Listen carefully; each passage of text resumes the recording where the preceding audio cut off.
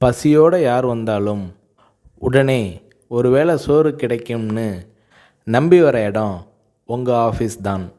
பசி பட்டினின்னு கிடந்து வந்த ஆள் இதை பண்ணுறாருனா சரி. நீங்கள் வசதியான வீட்டில் வளர்ந்து வந்தவர். இந்த பழக்கம் எப்படி உங்களுக்கு வந்தது என்று விஜயகாந்த் அவர்களிடம் ஒரு முறை கேட்டபோது அதற்கு விஜயகாந்த் அவர்கள், அதுக்கு காரணம் எங்கள் ரைஸ் மில்.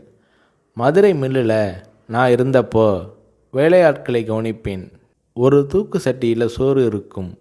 மதியம் பாதியை சாப்பிட்டு விட்டு மறுபடியும் வேலைக்கு போயிடுவாங்க. 3-3:30 மணிக்கு மிச்சம் மீதியை சாப்பிடுவாங்க. எனக்கு வர சாப்பாட்டு பாத்திரங்களை கழுவுவதற்கு போட்டியே இருக்கும். காரணம், அதில் பாதி சாப்பாடு மிச்சம் இருக்கும். உலகத்தில் பெரிய கொடுமை பசி கொடுமை தான். வயிறு காஞ்சி வந்து நின்றவனுக்கு என்ன சொன்னாலும் ஏறாது. தவிர பெரியவங்க சொல்லுவாங்க, மனுஷனுக்கு எது கொடுத்தாலும் எவ்வளவு கொடுத்தாலும் பத்தாது, வேணும் வேணும் என்று தான் கேட்பான். அவன் போதும்னு சொல்கிற ஒரே விஷயம் சோறு மட்டும்தான்னு சொல்லுவாங்க. அது என் மனசில் பதிஞ்ச விஷயம். என்னால் கொடுக்க முடியுது, செய்கிறேன். நான் சம்பாதிக்கிறது மக்கள் காசு.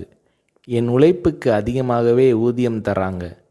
அதில் ஒரு பகுதியை படிப்பு அது இதுன்னு அவங்க உதவிக்காக செலவழிக்கிறது என்னோட பொறுப்பு என்கிறார் விஜயகாந்த்.